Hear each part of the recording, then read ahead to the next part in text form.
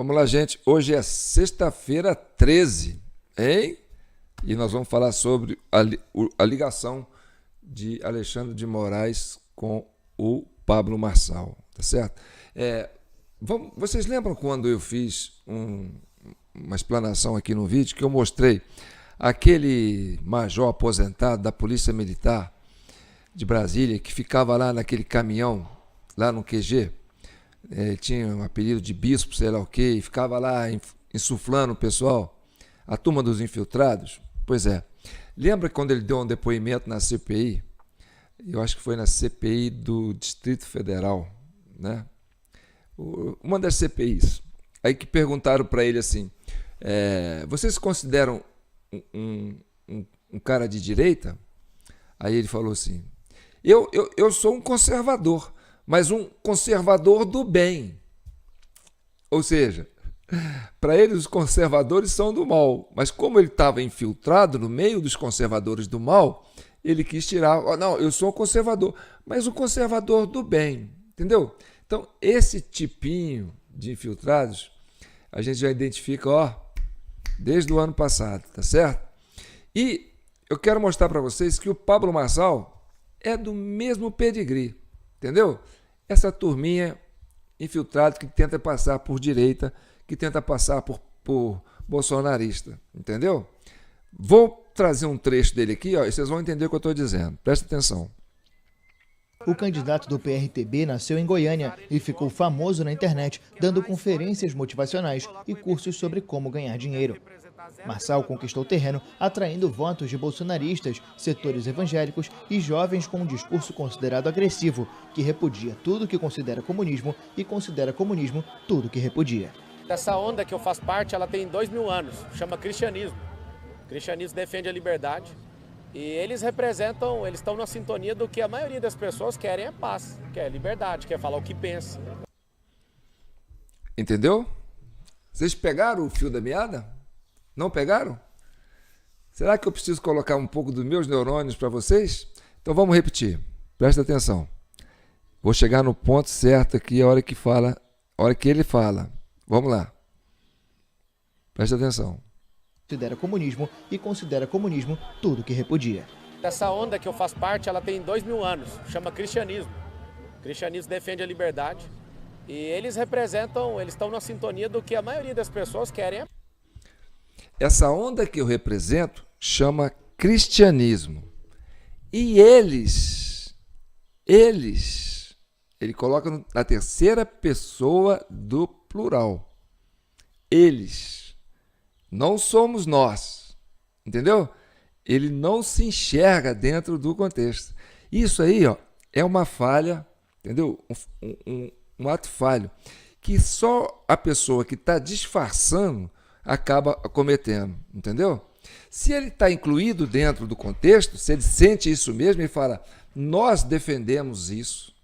Então, ele não fala dele. Ele fala, eu estou aqui, né, no meio dessa turma aqui, eu quero ser igual a eles, porque eles pensam assim, mas eu não penso. Presta atenção. Discurso considerado agressivo, que repudia tudo que considera comunismo e considera comunismo tudo que repudia. Essa onda que eu faço parte, ela tem 2000 anos, chama cristianismo.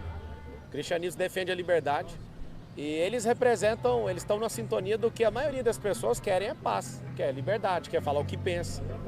Não querem se curvar para a ideologia de gênero, não quer essa agenda woke, que é completamente retardada. Eu quero continuar tendo liberdade de falar o que eu penso. Entendeu? Então ele tenta se encaixar dentro do discurso dos bolsonaristas. Não querem ideologia de gênero, entendeu? Mas só que ele fala assim, eles. Quando ele fala eles, ele não se inclui, entendeu? Vou no meu caso aqui, por exemplo. Eu sou o presidente de uma comissão cidadã de inquérito. Então eu tenho que falar de forma indeterminada, porque eu quero ganhar o cidadão. Eu quero conquistar a confiança daquele que é de esquerda e daquele que é de direita, porque eu não estou fazendo aqui um discurso voltado para eu não quero me colocar dentro, entendeu? Dizendo, olha, eu sou de direita, eu sou de esquerda, eu penso assim, porque senão eu fico suspeito. Então, no meu caso, se eu falar assim, os bolsonaristas, né? Os de direita, os de esquerda, tá certo? Eu posso usar isso, por quê? Porque eu estou numa posição quase de um magistrado. Eu não posso me colocar dentro do contexto dizendo esse ou aquele. Embora vocês identifiquem assim, o João tem uma tendência mais para a direita do que para a esquerda. Mas não. Eu tento fazer essa leitura e desprender. Eu quero me desprender. Eu não quero estar dentro. Agora, no caso do Marçal, não. Ele precisa estar dentro. Ele quer se incluir dentro de uma facção, quer dizer, de um segmento eleitoral. Ele quer se incluir dentro dos bolsonaristas. Ele quer ser aceito pelos bolsonaristas. Então, ele não pode chegar falando assim, né? Eles pensam assim. Então, se eles pensam assim, ele não está se incluindo dentro do grupo dos bolsonaristas, do pessoal de direita, entendeu? Por isso que eu falo para vocês que o Marçal é uma farsa, entendeu? É o mesmo caso daquele infiltrado que estava lá botando lenha na fogueira, lá naquele caminhão de som que ficava lá no QG de Brasília, né, com os infiltrados, pedindo intervenção, fazendo, entendeu? Para levantar o pessoal, entendeu? Aí depois, na hora que ele foi fazer o depoimento lá, perguntaram se ele era de direita, ele falou, eu me considero um conservador, mas um conservador do bem, entendeu? Agora vamos ver aonde que eu falei para vocês da ligação do Marçal com o ministro Alexandre de Moraes, entendeu? E da onde que vem esse fundo aí que a gente consegue associar, né, essa parceria, tá certo? Sem contar que o Marçal, ele é o queridinho do consórcio de mídia. Não sei se vocês já repararam isso, né? Todos os consórcios de mídia, todas essas mídias aí, né, que ferraram com a turma da direita, aquele pessoal lá do 8 de janeiro, ferraram com essa turma, o Marçal está nadando assim, de braçada nessas mídias. É entrevista, é debate, é comentário, entendeu? E sempre tentando colocar ele como um cara de direita, para ele entrar no eleitorado, entendeu? Da turma da direita, dos que apoiam, né, o ex-presidente Bolsonaro. Então, ele está tendo esse espaço aberto, assim, amplo. E não é só nessas mídias, não, porque essas mídias vão para a internet também. Tá certo? O consórcio de mídia, você encontra ele na internet. E aí o que acontece? Esse pessoal, esses vídeos, esses recortes que tem o Pablo Marçal, ele entra no tráfico pago. Tráfico pago por quem? Por esse consórcio de mídia que tem essas entrevistas deles. Além de um outro exército aí que o Pablo Marçal tem, entendeu?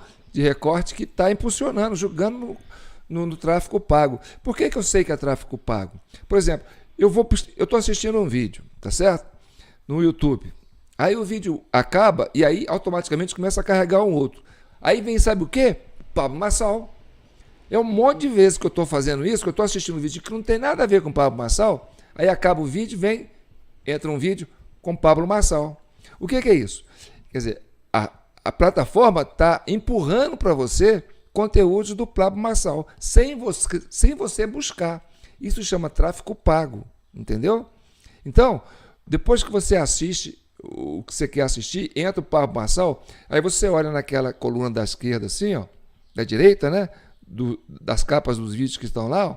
Se você for olhar, lá os 3, 4 primeiros, os 5, 6 primeiros, Pablo Marçal. Então você está sendo direcionado dentro da rede social e está sendo direcionado também dentro desse consórcio de mídia, que está sendo muito confortável com o Pablo Marçal, entendeu? Para associar ele a um candidato de direita. Então é importante isso, porque o que está em jogo, gente, é a Prefeitura de São Paulo. E a Prefeitura de São Paulo não é qualquer coisa, não. Agora vamos para um recorte, e aí eu agradeço a CNN, né? Porque isso acaba trazendo para a gente conteúdo assim, que dá uma boa análise. Vamos lá. E eu sei que o TEL tem especificamente uma apuração que envolve Pablo Marçal. Ele, inclusive, já adiantou mais cedo, porque agora tem uma nova ação questionando a candidatura de Marçal e, inclusive, a atuação do presidente do PRTB. É uma contestação por tabela, porque há um questionamento de um secretário-geral do PRTB com relação a como foi feita a condução e como tem sido a gestão do partido ao longo desse ano, desde que em fevereiro a gestão deles tomou posse, vencendo as eleições e a disputa interna. Então, há um questionamento dessa vez, depois de passar pela zona eleitoral, uma das zonas eleitorais aqui da cidade de São Paulo, depois de passar pelo Tribunal Regional Eleitoral, um acionamento do Tribunal Superior Eleitoral com o objetivo de afastar o presidente do PRTB, de voltar ao cargo, restituir o cargo de integrantes e membros do partido que foram destituídos supostamente por decisão do Léo Avalanche, que é o presidente do PRTB, e, para além disso, um pedido de anulação da convenção que escolheu o Pablo Marçal para ser o candidato à prefeitura da cidade de São Paulo pelo partido, alegando que, entre outros pontos, o quórum para votação não foi contemplado, que não houve discussão prévia e que há algumas irregularidades de regimento e de regulamento interno do partido. A campanha do Pablo Marçal, eu conversei com a parte jurídica da campanha do Pablo Marçal, disse que esse é um fato velho, que não tem nenhuma novidade com relação a isso e que se trata de uma questão no juridiquês chamada de interna corporis, ou seja, uma questão interna do partido e isso não tem um reflexo externo nas eleições. Essa ação diz que sim, que isso descamba para a disputa eleitoral. Quem vai fazer agora essa análise é o Tribunal Superior Eleitoral. É o Tribunal Superior Eleitoral. Bem, o que vocês acabaram de ver aí? Bem, o que aconteceu foi o seguinte: esse partido pertencia ao Fidelis. Esse Fidelis que sempre foi candidato. Eles vão falar isso aqui. A presidente, né? Nunca ganhou nada. Tá. Mas presta atenção. O que você viu aí é que houve uma intervenção dentro do PRTB. E essa intervenção foi cair aonde? No STF, no TSE, no Tribunal Superior Eleitoral, quando Alexandre de Moraes era o presidente do TSE. Agora, continue acompanhando. É isso, eu aproveito para falar justamente sobre essa disputa no partido, que não é nova também, ela está se arrastando já faz algum tempo, e o Pedro está de olho nessa guerra do PRTB e vai nos explicar um pouco dessa movimentação que o Theo estava trazendo agora. Podia ser um episódio de casos de família, Muriel, porque a briga no PRTB é uma briga, esse interna corporis que o Theo estava trazendo no juridiquês, ele pode ser traduzido para briga de família, porque no caso do PRTB não é nem só dentro do partido, é dentro de uma mesma família. E isso, obviamente, fez com que o partido fosse, aos poucos, tendo um clima hostil, né? A gente preparou uma arte aqui para mostrar qual foi essa cronologia do PRTB. Ô, Theo, eu vou falando aqui, você me interrompe, tá? Beleza. O que você achar. Como é que começa essa história? O líder supremo do PRTB sempre foi Levi Fidelix, o homem do aerotrem. Bem, você percebe ali que o título que está sendo colocado, vou até congelar que aqui. Morreu em... Cronologia da guerra no partido de Pablo Marçal. Quer dizer, no partido da qual Pablo Marçal se filiou para ser candidato. Porque esse não é o partido do Pablo Marçal. Tá certo?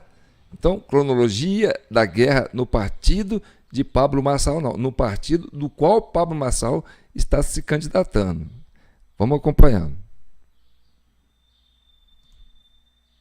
Espera aí. É aqui. Abril de 2021. Ele deixou a presidência do partido depois de ter disputado dezenas de eleições e nunca ter ganhado nenhuma. Sai do comando do partido porque morre efetivamente, né, formalmente no papel, e quem assume é a vice, que é a mulher dele, a viúva. A viúva assume o partido em dezembro de 2021, logo depois da saída do Levi Fidelix do registro formal do partido. E o que acontece? Começa uma briga interna no PRTB porque o irmão do Levi Fidelix começa a ter uma disputa dizendo que a viúva não estava conseguindo comandar o partido, tinha tomado o partido por uma manobra e as contas estavam irregulares. O Alexandre de Moraes, então, aceita a tese dele e nomeia o irmão como presidente do PRTB. Mas isso não dura muito. Vai de agosto de 2022 a dezembro de 2023, quando... Percebendo os problemas na gestão do irmão do Levi Fidelix, o Alexandre de Moraes nomeia um interventor. Pronto. O Alexandre de Moraes nomeia um interventor no PRTB. Esse interventor é ligado ao Alexandre de Moraes, não é ligado ao partido. E aí ele vai fazer o quê? Ele vai preparar o partido para fazer o que ele quer que faça. Olha, eu vou botar um interventor lá, né? O interventor é o cara que eu escolhi. E pronto. Aí pronto, tomou o partido de assalto. Esse é o entendimento que eu tenho. Entendeu? Continue acompanhando. Parece o jogo do bicho, né? É impressionante a disputa pelo jogo do bicho, porque é a disputa pelo PRTB. É um succession dentro de um partido político. Né? E essas decisões elas foram tomadas quando ele era presidente do Tribunal Superior Eleitoral. Né? Por isso o Alexandre de Moraes, né? Porque era presidente do TSE. Coloca um advogado para poder cuidar, organizar o partido para fazer uma nova convenção, né? Que teria uma votação. O interventor, tá. Para escolher quem seria o presidente. Esse sujeito organiza a convenção, um advogado sério, que tem uma história, que tem uma carreira, que foi escolhido pelo então presidente do TSE, que estava ali não para fazer política, mas para organizar a questão jurídica. Sim. E ele, então, coloca, cria a convenção, organiza a convenção, surgem 4 chapas que vão disputar a presidência do PRTB. Às vésperas da convenção, dessas 4 chapas, 2 se unem e as outras 2 se unem. Então, viram 2 chapas. Uma das chapas que se une é a do Leonardo Avalanche, que foi eleito presidente nessa convenção, e a da viúva, que também tinha uma chapa. Acabam se juntando, que é a chapa da família, acabam se juntando e fazem uma chapa só. Aí o que acontece? O Leonardo Avalanche é eleito, mas logo depois, com a condução dele, a viúva passa a questionar a atuação do Leonardo Avalanche, novo presidente do PRTB. E no meio desse questionamento dela, vem a convenção que oficializa o Pablo Marçal, candidato a prefeito de São Paulo. Entendeu? Ou seja, os históricos do partido não queriam o Pablo Marçal. E aí o que acontece? O interventor faz uma eleição, ajuda que essa pessoa, né, porque ele contribuiu para o processo, né? Se ele está ali, né, quem diz que não manipula, né? É possível. Então, ele manipulou, né, para que acontecesse a convenção, aconteceu, e a mulher do Fidelis, que é histórica, né, que era vice, depois que o presidente morre, ela assume, né, depois veio a briga para tirar ela de lá e tal. Aí veio o interventor, né? Continue acompanhando. E aí o teleférico é o novo aerotrem? Podia ser, né? Porque é uma releitura de um programa que por muitos anos foi defendido pelo Levi Fidelix, que era o criador do PRTB, né? E aí o Theo está trazendo agora mais uma ação que é do secretário-geral do partido, questionando também essa decisão que elegeu Leonardo Avalanche como presidente, essa convenção organizada pelo interventor de Alexandre de Moraes. Entendeu? Então, o interventor Alexandre de Moraes organiza uma convenção e o secretário-geral contesta a forma como esse interventor organizou. E contesta também a candidatura do Pablo Marçal dentro do partido, que o interventor ajudou a colocar. O interventor colocado lá pelo Alexandre de Moraes. Continue vendo. Por isso que o nome do Alexandre de Moraes aparece vira e mexe quando se fala de Pablo Marçal e PRTB. E ele não quer citar Alexandre de Moraes e não quer nem se envolver. Tentou ali se manter fora, mas não conseguiu muito, né? Ficar fora desse tema. Então você tem hoje, para resumir, 2 ações. Uma da viúva, do Levi Fidelix, e uma do secretário-geral do partido, contra o Leonardo Avalanche. E tem uma da vice-presidente do partido também, que questionou a justiça. Que é uma das ações, uma das frentes de investigação, de questionamento, tem também da vice-presidente que acusa perseguição política e de também ter sido destituída. Então são alguns dos questionamentos falou que ele fez um golpe partidário, tem perseguição política, são alguns dos questionamentos que os integrantes da própria chapa dele questionam na justiça em diversos níveis. Então são várias frentes e estratégias de ofensiva jurídica, né, Pedro? Ou seja, 3 ações já ofensivas jurídicas, focando hoje o presidente do PRTB, o atual presidente Leonardo Avalanche. São 3 frentes, né? Mas são muito mais, porque as pessoas entram com a mesma ação no Tribunal Regional, no Tribunal Superior e distribuem. Então você tem essas ações contra a decisão, a postura e a presidência do Leonardo Avalanche. Qual que é a diferença dessas duas ações? A que o Theo traz e a que já existia. A diferença é justamente o Pablo Marçal. Por quê? Esta ação do secretário-geral questiona a convenção que formalizou o Pablo Marçal como candidato. E todas as convenções de cidades com mais de 200 mil habitantes, como é o caso de São Paulo. A ação da viúva, ela questiona a presidência do Leonardo Avalanche, mas o Pablo Marçal tem se aproximado da família do Levi Fidelix, até cogitou a filha dele, Lívia, para ser vice na chapa dele. A Lívia é a tesoureira do partido. E o irmão dela, o Levizinho, que é o filho do Levi, também é o presidente municipal do partido. E pela informação que eu tenho, a minha apuração aponta que o Pablo Marçal se aproximou da família do Levi Fidelix, da viúva e dos filhos, e eles deram para o Pablo Marçal uma sinalização de que, ainda que eles tivessem vitória na justiça, a candidatura dele não estaria sob risco. Ou seja, se tudo isso der certo, todas essas ações derem certo, e, por exemplo, vai que a Avalanche caia da presença do PRTB, a tendência é que ainda assim Pablo Marçal continue nesse cargo aí, na verdade, como candidato a prefeito de São Paulo. Bem, então ficou bem claro para vocês que o PRTB sofreu uma intervenção, né, por parte da Justiça Eleitoral, que na época o presidente era o Alexandre de Moraes, que nomeou o interventor, e esse interventor manipulou para que tivesse um presidente, e esse presidente manipulou para que a candidatura do Pablo Marçal fosse colocada no partido e bateu de frente com os interesses dos PRTBistas históricos, PRTB, né? Dos PRTBistas históricos. Então, está mais do que claro que o Marçal é esse tipinho de infiltrado, sabe? Eu estava assistindo, para encerrar, eu estava assistindo essas sessões da Comissão de Constituição e Justiça sobre a questão da anistia, sabe? Anistia dos presos políticos do 8 de janeiro. Sabe? Isso me dá uma indignação que eu vou te contar para vocês. Eu fico assim, sabe, com depressão de ver isso. Sabe por quê? Porque o cara que está preso no 8 de janeiro não gostaria de ter alguém, entendeu? Que fosse político, que fosse qualquer um, pedindo anistia para ele. Porque você pede anistia para quem cometeu crime. Entendeu? Então, quando esse pessoal da direita, que está lá no Congresso, né?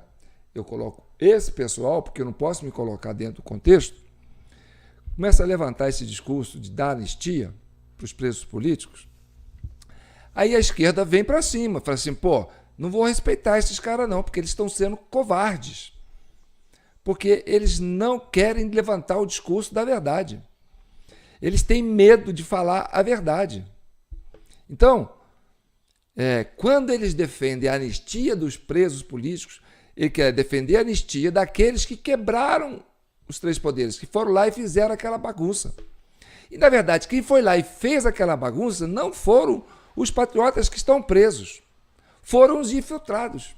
Então, o discurso da direita fica enfraquecido por causa disso, porque ele está ali para defender o cara da esquerda, o cara que fez a sacanagem. Então, o pessoal da esquerda olha para esses políticos da direita e fala assim, ó, vocês são covardes, vocês são medrosos, vocês não assumem, vocês têm medo de falar a verdade. Porque depois de tudo que foi apurado, a gente aqui mostrou os vídeos, mostrou tudo para vocês, entendeu? Tá aí o Marçal falando, né? Eles pensam isso, o outro falando lá, o cara que estava lá no caminhão de som lá, que era infiltrado, né? Que foi preso muito depois, porque o cara estava cheio de coisa na internet, né? Chamando o pessoal para invadir, só que o cara estava como infiltrado. E aí ele fala, eu sou um conservador, mas um conservador do bem. Então, gente, sabe, me dói no coração, me dói profundamente no coração que não tem alguém na direita. Olha, se eu fosse deputado e estivesse lá no plenário, sabe o que eu falaria? quando aquele pessoal começa a falar assim, não, tem que dar anistia, porque esse pessoal quebrou os 3 poderes, esse pessoal queria dar um golpe de Estado, tentou dar um golpe de Estado, tentou destituir, né, o STF, tentou atacar as eleições e tal. Aí, rapaz, se eu fosse deputado e estivesse lá, eu ia falar aquilo porque estava lá, sabe quem é a família do Crezão. E eles, entendeu? Querendo defender o pessoal que está preso, né? Dando anistia para eles. Se eu estivesse lá, entendeu? Se eu fosse deputado, eu ia subir, ia ficar em pé. Não ia falar sentado, não. Eu pegava o microfone e ficava em pé para falar.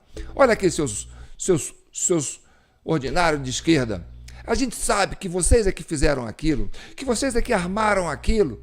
Aquele pessoal que quebrou lá dentro é a turma de vocês que fez isso, entendeu?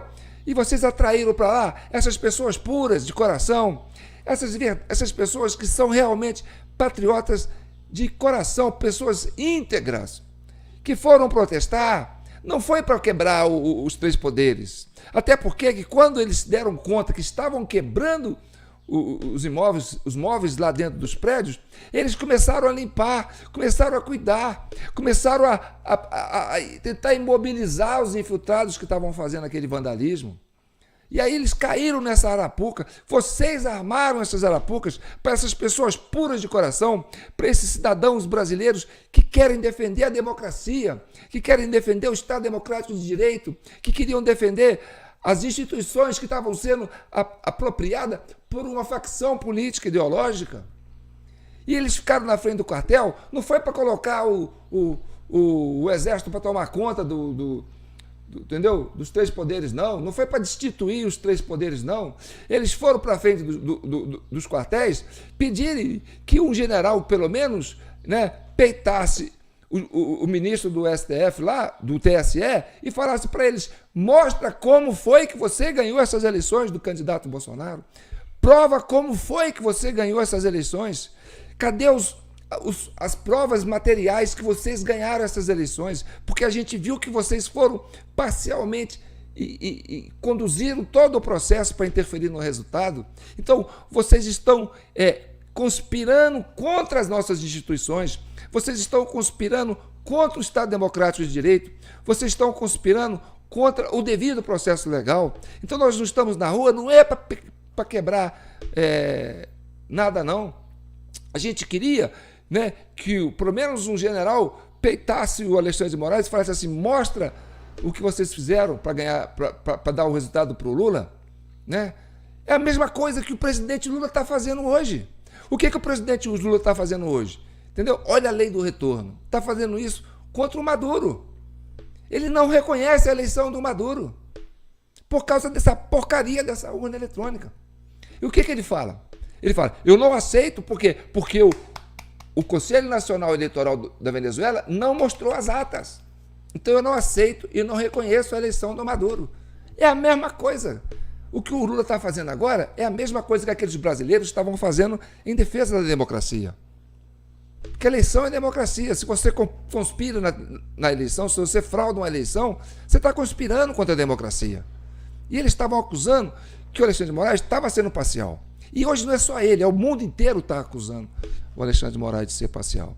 Então, o que o preso do 8 de janeiro quer é esse cara que defenda isso com propriedade. Não é chegar lá e falar assim, mas vandalismo não é crime para 17 anos. Ah, faça o favor. Ainda que vocês tenham sentido as dores dos patriotas que estão presos, mas eles querem homem com coragem, que façam discurso, porque eles sabem que eles não fizeram nada. Eles sabem que eles são presos políticos, que eles caíram em umas armadilhas. Eu acho que eu até falei demais, tá certo? Eu tenho que sair, então eu vou acabar por aqui. Eu sou João Paulo Guimarães, falando direto de São João del Rei, a capital brasileira da liberdade. Aqui é Minas, e Minas é um estado de espírito. Libertas, ainda que tardia. O que eu espero é que esse país caia na normalidade. Você viu aí, né, a queda do ministro de Direitos Humanos, esse Silvio Almeida. Esse Silvio Almeida está sendo acusado de assédio moral, de tocar o inferno dentro do ministério dele. não só o assédio sexual contra as mulheres, mas também de assédio moral.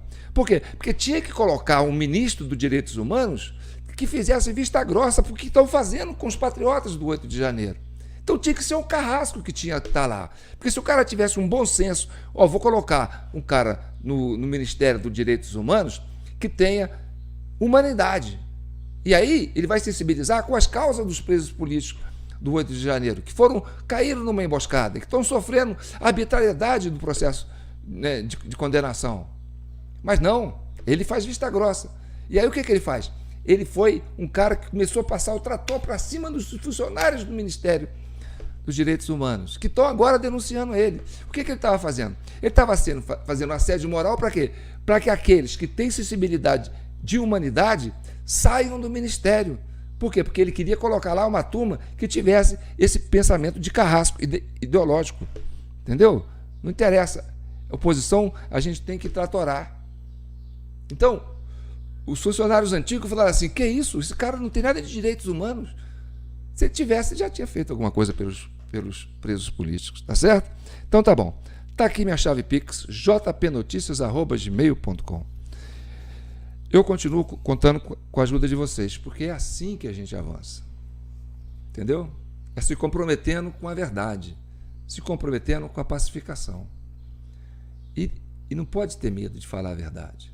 Se a verdade existe, a verdade vos libertará. Então, é uma pena que esses líderes de direita que estão no Congresso, né, se acovardaram de uma certa forma. E não sou eu que falo isso, não. Sabe, esse é o pensamento dos deputados de esquerda. Eles falam, vocês são covardes, vocês não querem falar a verdade, vocês estão com medo de falar a verdade. Por isso que a gente acha que não tem que apoiar essa anistia para esses presos. Porque, na verdade, vocês estão pedindo anistia para os presos que a gente. Para os caras que a gente colocou lá para quebrar.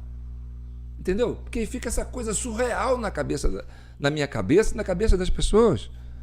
Então tá bom.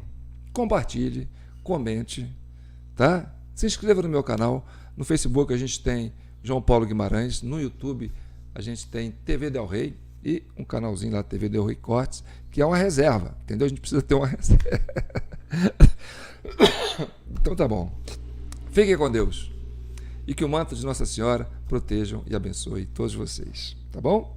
Até a próxima. Sexta-feira 13, hein, gente? Olha aí. Espero que eu tenha, né, esclarecido para vocês. Porque, gente, o brasileiro do bem, o brasileiro, sabe, humilde, o brasileiro íntegro, não tem maldade política. E política não é para amador. Tá certo? Por isso que eu não estou na política. Eu quero voltar para o meu lance de camelô, mas eu sei que vocês estão precisando de mim. Alguém tem que falar a verdade nesse país. Alguém tem que ter peito para falar a verdade. Tá bom? Um abraço.